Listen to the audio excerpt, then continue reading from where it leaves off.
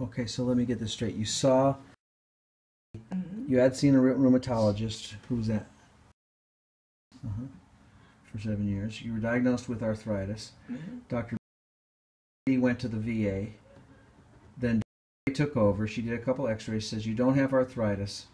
And she basically fired you, or? Walked out the door, basically. Because I'm on Embro, and I was on hydrocodone 10s. Because I can't always take the Embro, because if I'm sick, I can't use the Embro. And in the last year, I've been sick so much, between ear infections, sinus infections, and whatever. You'd think I was 5, but she refuses to help me. And the pain aspect. And I don't know if she doesn't understand what it feels like.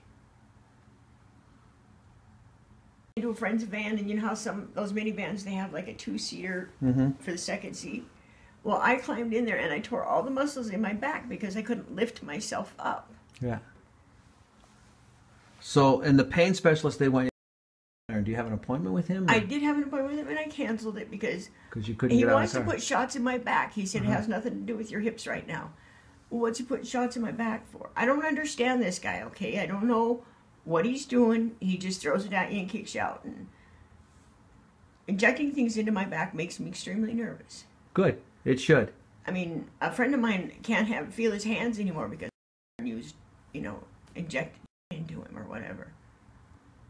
So I see that you were on 112 hydrocodone a month prior, and you were just stopped suddenly. Yeah. What was the withdrawal like?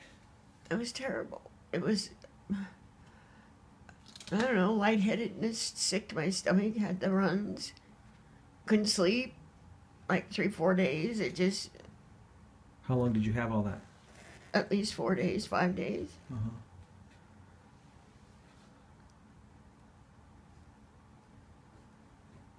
And you've been in miserable pain since? Yeah. Because I can't take my Embro when I'm sick, so when I'm sick I was using the hydrocodone, and I can't use hydrocodone because they won't give it to me.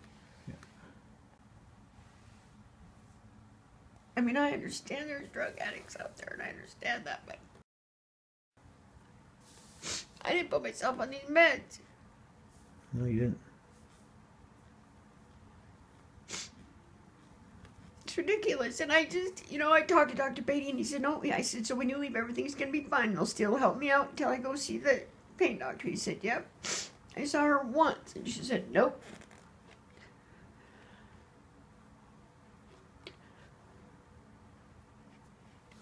Well, and the pain doctor's not going to prescribe for you either. No. He just wants to shoot shit into my body that I don't know what the hell it is.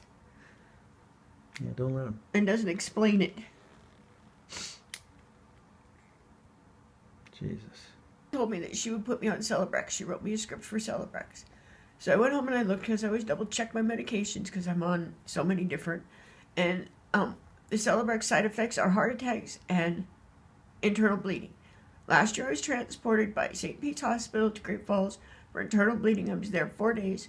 And a few months later I had a heart attack. And I hadn't been taking the Celebrex, so I refused to take the Celebrex.